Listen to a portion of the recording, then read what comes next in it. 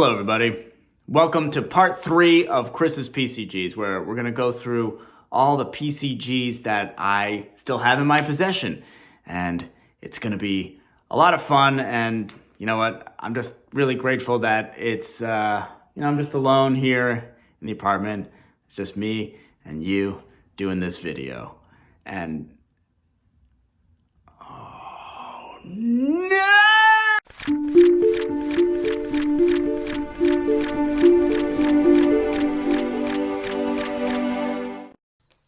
All right, here we are, back again with some more PCGs, and we're gonna start digging into some older games. What do you think about that, Zach? I disapprove. Of course you do. All right, let's take a look here.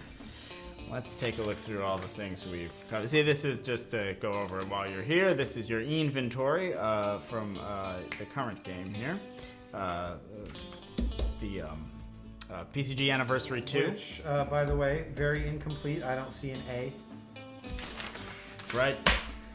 I don't have a pencil. Hold on. All right, bam. This is live. We're doing it live.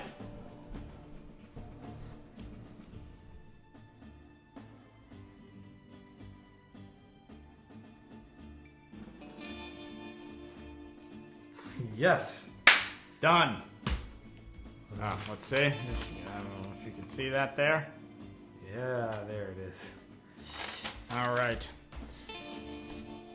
Till time to us part. In the Flesh. Heck yeah. Relics of the Sea. CP. CP. Fabric of Reality. First mini episode. The Nazi Machine. Potentially missing screens. Yeah, I was gonna do a live stream reacting to that, and I didn't. But yeah, definitely, I remember a screen at the end with seeing the actual Nazi machine. Like there was. Yeah, for sure, right? Like Yeah. I don't know what happened to that. That's That's kind of, and the order seems a little suspect in some cases, but maybe I'm misremembering. like what you were talking about last time, like the train scenes. I don't remember those at all. Like the ones that were at the end. Oh yeah, so that must have been from a scrapped other game, right? Well, I don't know. Like this? The thing is, You don't remember this? I mean, it looks familiar, but I don't really remember.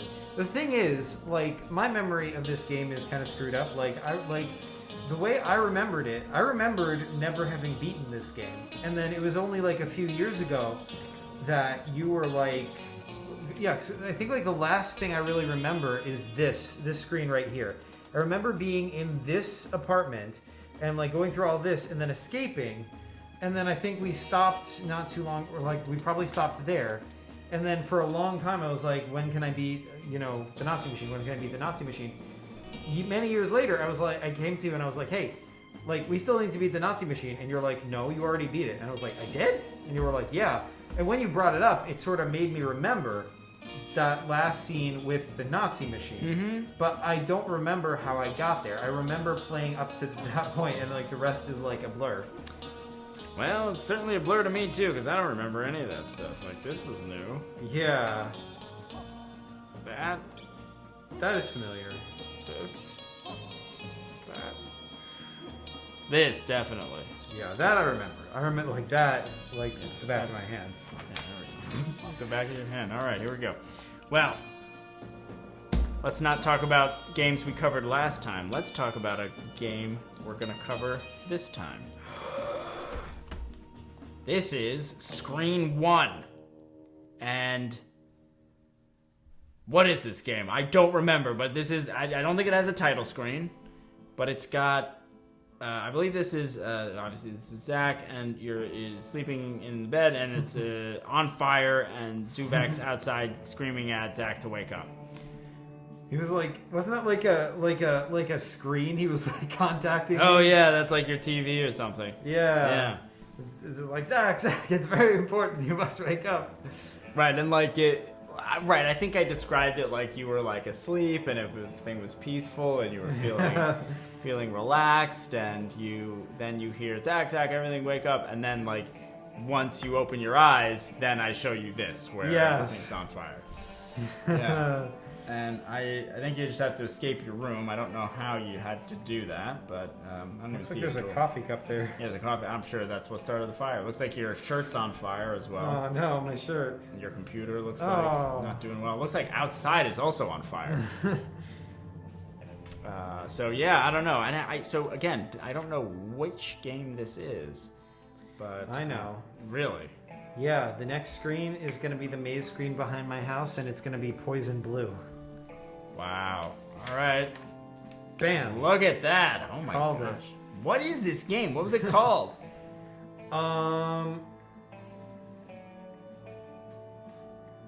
This might be... Is this phase 1?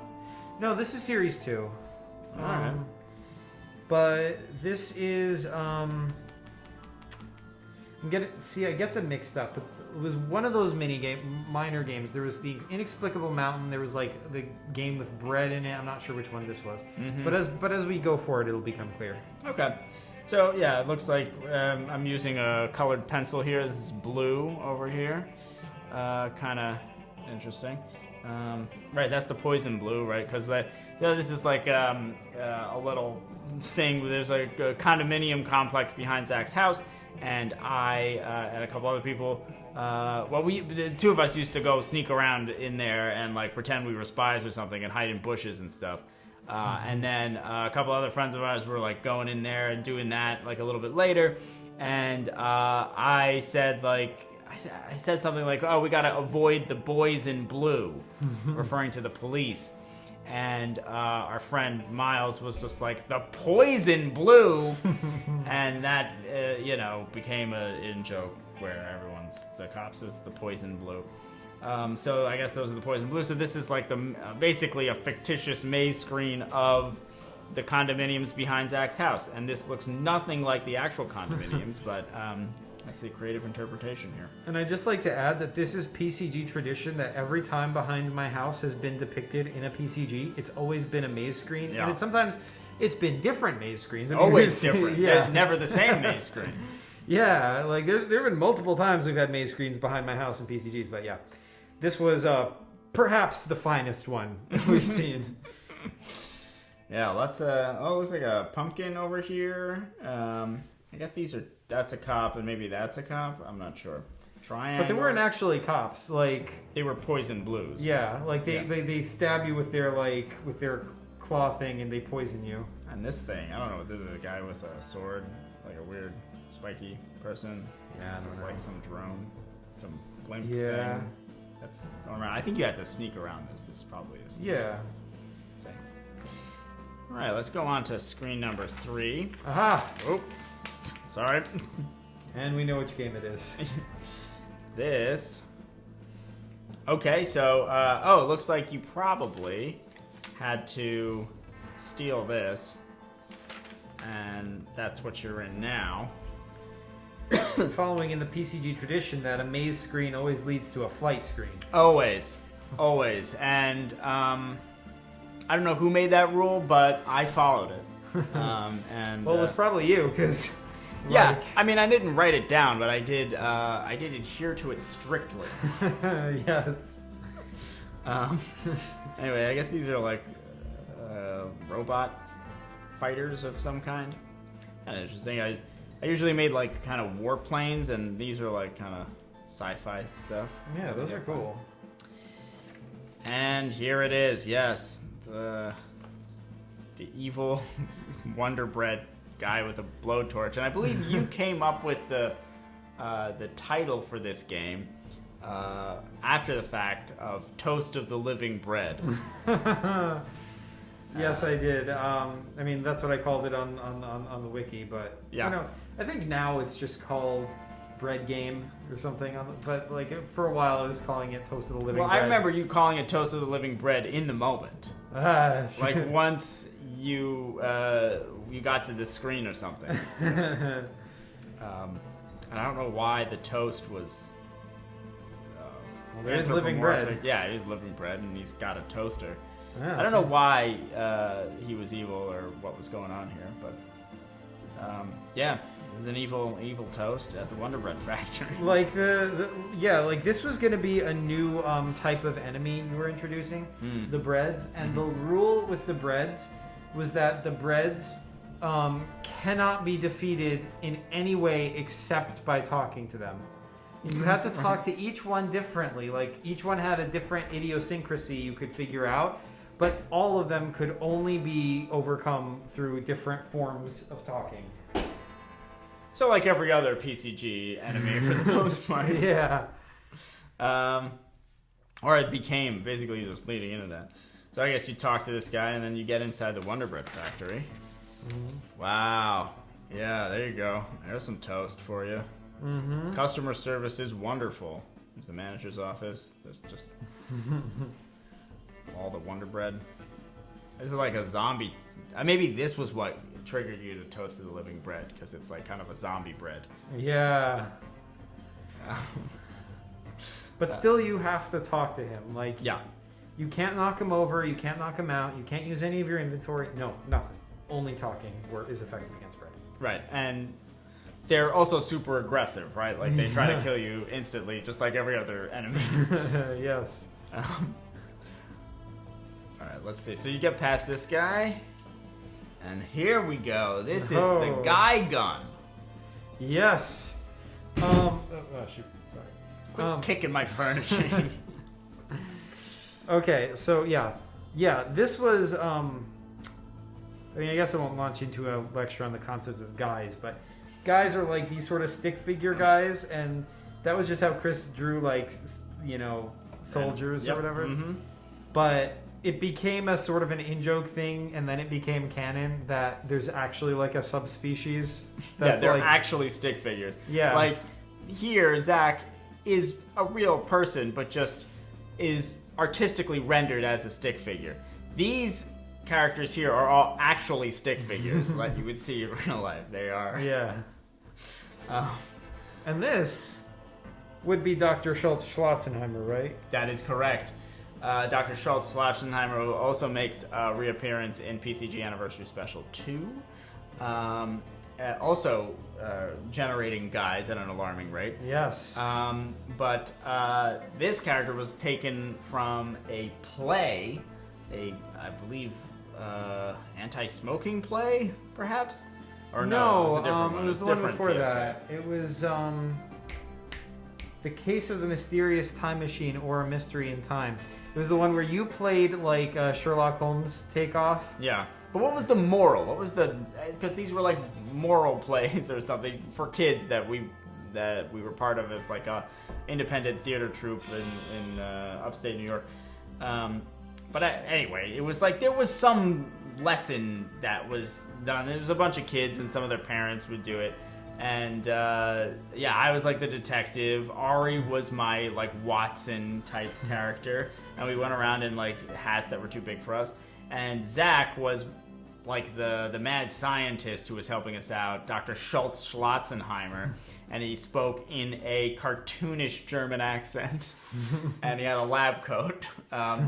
Anyway, I just decided to make him a villain in this game. I just feel like the moral is like the only part I don't remember. Yeah, nobody remembers the moral. But I think it was environmentalism. It was an environmental. Yeah, that's right. I think you're right. Yeah. So somehow you get past all these guys and get to the source. I guess the true big bad behind Toast of the Living Bread is Dr. Schultz-Schlotzenheimer. And looks like we're going to the final screen, and holy smokes, and this is the real big bad. Look at this guy. If you thought Schultz-Schlotzenheimer was generating guys at an alarming rate, look at this toast monster who's got flaming hair and has, toaster hands that shoot bread people out of them. Oh god, and you have to talk to each one that comes out. I don't know. I don't remember what this character was called. Toast? He just has like almost like a superhero outfit that says Toast on it. It has to be the Toastmaster, right? The Like, Toastmaster, yeah. Like I don't remember that. How could he be anything else? Yeah, I think logic prevails here. If this isn't wikied, it is now. It is the Toastmaster. Yes. So there it is, and you. This was the source of your troubles. I guess this is the person who set your bed on fire in the beginning. Yeah, it's gotta be, right? Yeah, the Toastmaster. So once we beat that guy, that was the end of the game. Yeah, I think that's it. And then we've got your inventory. Looks like. Let's see. I had an empty bottle. Mm-hmm. Okay, some empty vials. All right, a pillow and a blanket. I think I salvaged those from my room. Yeah, I'm sure they're scorched and smell terrible. Got a shield and some apples. 6 apples. Tasty. Is this? What does this say? Blood? Brew? Bread. Oh, that makes much more sense. And this is the old printer paper. Yeah. The old dot matrix printer paper that had holes on either side. Yeah, this is old stuff. But I don't even know if any printer that would take this paper would still work. Probably not. Anyway. Very yellowed. And that is toasted living bread. Let's see if we can check out another one. We're gonna go a little bit further back in time. Oh, Look at it this. is. And we're back in Series 1. This is Series 1, and this is when I was doing, I actually had white paper, but it was on Barry Rosenblum's letterhead from Fort Lee, New Jersey. I don't know what type of professional Barry Rosenblum was, but a lot of my early work was done on his letterhead, and I do believe I didn't have the sense to use the back side. I just used the front with the logo. I didn't flip it over. The flipping over the paper that had writing already on it was an innovation that was beyond me when I was 6 years old. But it does have the date, I think, 4/20, but Not the year. not the year. The most important part. Yeah. I definitely did not write that. My mom must have put that there or something. Yeah. So anyway, we know the day and the month that this was created, but nothing more. I don't think this was the first PCG, but it was an early one. Looks like a bunch of, people on trapezes or something. Maybe this is you. I think this was the karate game. I think so. Maybe. Yeah, I believe. Well, definitely you said that. Yeah, because look at that. Yeah. That's your inventory. Yeah. You've got sai and nunchucks and armor, maybe samurai armor. Yeah. Slippers. Some, sticks. And this was you have different moves you're supposed to do. This is another one of my RPG systems. So this must have been. I wasn't 6. I was probably 9. Yeah. This was your OG RPG system. Yeah. This is 10. I must have put the number of the screen after the fact. I just put it big right on it. Again, did not bother to flip the page over. Except for the inventory screen. Then I had a bunch of scribble on the back. Or maybe I started a screen and then didn't. Yeah, I don't know. That's so weird. This is you have to fight this guy and there's sai on the wall. Oh, but look, it's on both sides anyway. Oh, really? No. Wait, so then... Okay, so in this case... Oh, so you just did... You drew on the correct side for that one. But For the one, yeah. Yeah. Just the inventory, yeah. This looks like they're going backwards, maybe. Mm-hmm. 9 is... I don't know what this is. This is the thing. With these games, there was literally no way to know what was happening. Basically the visual was almost useless. You had to describe everything that was happening. Yeah. I think it was all you had to fight people. So Yeah. you have to fight this guy. I think that looks to me like that's a weapons rack. Probably, yeah.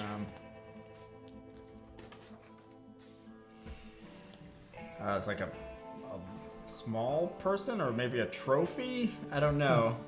And then like a different weapon, and then this guy's got like, yeah, this was like a weapon that I was taking karate at the time, so this is basically just anything I was doing I just put in a paper computer game. But there was this weapon that was like a hand thing where it was like this wooden block that like it was almost like, it was thicker than this and it was tapered at either end, but like it would sit in your hand and would poke out a little bit from either side, so it would be like a concealed weapon. And it had like a loop that would loop over your finger, so you could hold it like that with your palm open. So then you could like, you know, do strikes like that, or like, you know, knock them like this with palm, stuff like that. So it was just like, but like the point was that it was like, you know, in ancient China or whatever, that was like a concealed weapon, so that like people, I'm gonna hassle you, and then like clonk. So I think that was basically, I think the premise of this is that you fight all these different people with different weapons, and that's it. You know? Yeah. Yeah, look at this. This is the, forgetting what this one's called, but this is another one where it's like a staff, but it has like a handle like in the middle or a little bit lower, and it would like track your forearm. So it would like be here, so you could like, you know, go like, it would be like here and clonk people like that, or like you'd flip it out and whack them. It almost looks like the, like some of the police officers' sticks, like not the straight billy club, but like they have the ones basically that are shaped the same way. Yeah, and then you've got like I guess your gi, your uniform. Got more of those sticks. This is very, very kind of predictable here, except for this. I don't know what this is. Yeah, I don't know. Like, I remember not liking the karate games as much as the other PCGs, because like I remember it like being like mostly just training and not adventure. But this looks like freaking cool. Like this is probably like the coolest PCG screen I've ever seen. Yeah. I don't know what this is. This is like spears of land, and it's coming out. I don't know. It's wild. Yeah, it's very like Nightmare on Christmas, like The Nightmare Before Christmas. Thank you. Yes, because like, you know, it's like a hill. You know, look, yeah, it's like a hill. There's a guy standing on the hill, but that's not possible. Like, that is so cool. Another thing I'd like to point out is that for this screen only, this previous one was a incorrect photocopy that I guess my mom was doing about edible wild plants of autumn. And you can see here that it's kind of cut off on the edges, like she didn't get it. She didn't bend the book enough. You could see the edges of the paper here. So it wasn't usable, so I got to make a PCG screen on the back of it. Yeah, photocopy PCGs. And, you know, I guess I had enough insight this time to put the drawings on the other side, not on the side that has all the writing about the edible wild plants. Surprisingly. Yeah, you know, not a given. I mean, this one actually, too, What I'd just like to point out, it's very fitting because ginkgo biloba, like Ginkus. Oh. Ah, that hurt. Okay, let's move along. This is also kind of strange. You got like a spike pit with some like blue pen. I'm assuming that's water. And like you're over here, and there's another guy over there, and there's something going up the side of the page. And there's like maybe a chain thing of some giant weapon or somebody in a weird craft. I don't know. Like, this is very strange, but maybe not as strange as the previous screen, but still pretty strange. Yeah, this is incomprehensible to me, but it looks awesome. I love it. I think also that my numbering is in reverse order. Like, this is definitely progressing farther into the game. True. You know? Yeah. I must have just. It's a countdown. Yeah. Right. Okay, and the more traditional thing is just like, you know, some clothes, a beam. I don't know what the heck this is. Just this. It's like giant... some kind of a weird building. Are we inside or outside? Yeah, I don't know. Who can tell? All right, well, let's keep going here. Oh, first maze screen. Oh, you can barely call it a maze screen, but more like a map screen. But yeah. Yeah, I guess you're gonna choose which place you're gonna go into. Yeah, I remember loving these screens. I remember like one I really liked a lot, but I don't think it was in this game. All right, well, this wasn't it. Let's keep going. All right, you go in someplace, and now everyone's arms are U's. Look at this. Just like your arms extend behind your body. Look at this. And you're like, somebody's on a control panel of some kind. And that's it. Who knows? It's gotta be missing a screen because the last page was 2. We never got to 1. Yeah, I guess it's missing a screen, huh? Unless 10 was 1. Let's see. Could that have been the first screen? Kind of seems like it might be. Like, Yeah. I don't know. Like, I mean, like the last. That can't be the last screen. I see what you're saying. Like, that's 2. Or I could have just been miscounting. Like, I thought there were 10 screens, but there was only 9. Or I was counting this, you know? Yeah. Although you did mark this 11. Well, there's no logic possible. This game. Let's go back to this. I mean, this, I think Yes. this is another phase 1, obviously, but this is an important era. This is the red crayon era, which was only represented by this game, but in my imagination, was a lot of games were done in red crayon. But we actually do have a date. April 95. 1995. I don't actually, the staple's right on it, but that might be 11th, or that might be just the P descending down. No, it's the P descending down. Yeah, it's the P, and then... It's just April of 95 was when this game was made. Both of these surviving PCGs are from April, Yeah. which is the month of my birthday. So this is but this has to have been done much later than this, even though the art style isn't distinguishable. April 20, I mean, like, 95, I would have been 6 years old. I wasn't taking karate at that point. I don't think. No. No, but you got into karate because of Power Rangers, right? That's correct. And Power Rangers was in 93.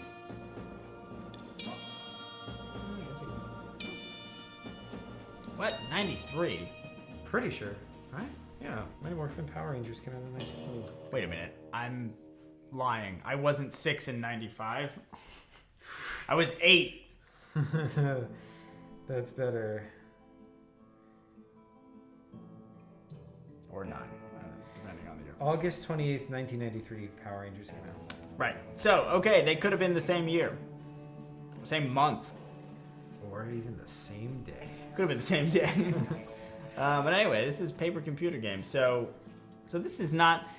So, to my memory, Paper Computer Games happened way earlier than when I was 8. But maybe I thought I did one when I was, like, 6. But I might be wrong. I have no idea. All right. Well, this is the first Paper Computer Game then. Look at this. Bunch of guys, platforms, stuff hanging around. That's me. That's gotta be. You're always in the bottom left. Yes. Yeah. You gotta get up here. Maybe this is a remote, a door of some kind. You could you could probably swing on these chain things. Probably knock out some enemies with them too. Yeah, I know your tricks. You. Oh, this must have been the door. Maybe that's the door you go into, and then you come out here. I don't know what this is, but there's like maybe fire in here. Like that's what the specs are. I don't know. You have someone you have to fight. There's something on the ground. Who knows? You get out the other door. I feel like this could have been one of the map screens I really liked. I feel like you're coming out here and you have to get in there. Unless I'm... Like, in my memory, it's different, so I might be conflating this with a different game. But I remember there was a game where there was, like, you're coming out of a place over here, and there was, like, the rich kid's mansion over here. Right. And like there was other stuff on the map as well. I don't think it was this one. I think there was a different one, but there was probably a bunch like that. So who knows? Very cool. Yeah, I don't know. Maybe this is a ladder or something. I don't know what this is. This is like in a different. It's pen. It's pencil, not crayon. Anyway, strange. Oh, interesting. So this is like. Seems like a classic adventure game scenario. You've got like a key up here, 3 guys just standing on top of a protrusion in the ceiling, like you do. Like Yeah. they're all just like up there, like with no way of getting up or down. And then there's another key down here, down the stairs. Maybe a candle, a lamp or something. I don't know what this is. I don't know what that is. I don't know what that is. But that's a portal. I know a portal when I see a portal. Either that or it's a rope. It could be a rope. And that's a skylight, I'm pretty sure. Yep.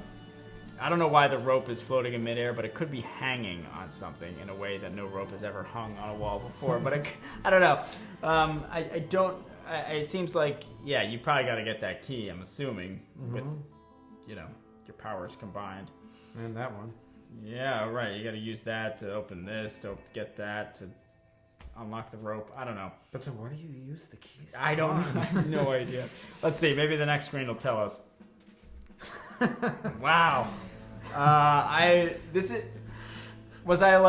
Did I think I was like a television in like the late 50s where you do like a test pattern, like when you do like a PCG? I wish I could remember this so badly because No idea.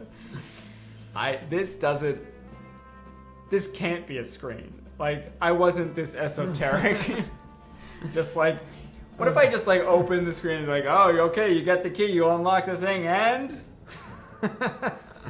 then I just did no explanation, just like bars of color taking up a fraction of the page, and just like. To be fair, that is very you. No, as you say that, but I've never done that. Or have you? I guess I have. I feel, look, I feel like right now you're low-key, like, foreshadowing for PCG Anniversary Special, too.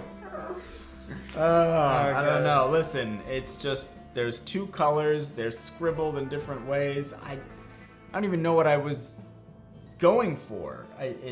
Or maybe I drew something I didn't like and I scribbled it out, and then I decided to scribble more out with a different color. I don't know. Very bizarre. Oh, there's something on the back of it. Look at this. It's interesting. This one's a pencil. I don't know if this is the same game or not. Maybe I ran out of the crayon. That did happen. Maybe that's the portal. Is that a portal, or is that just a rope that you came through? But now you're down here. That doesn't make sense. I don't know. Is this a fridge? Like, it seems like a kitchen area. There's some like a small child stuck in a walkie-talkie. A toaster on the wall. The number 5, like a 5 playing card. Dude, this is like the TV in the Rich Kids Mansion in PCG Anniversary Special 2 that lets you talk to the shadow. That's right, it is. I was intentionally calling back this thing from whatever 20. I'm not. Oh man, my math. No way. A lot of years ago. And then this is, I guess, is your inventory. Okay, it must have been a rope because you have it. You have 2 keys. You have 3 keys. A ring, indeterminate objects.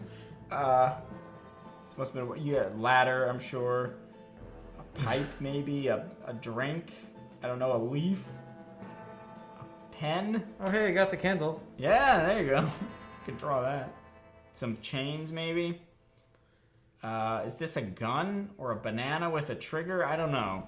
It's a banana trigger. Yeah, maybe that. Is this like an oil can? Like maybe like you. Yes.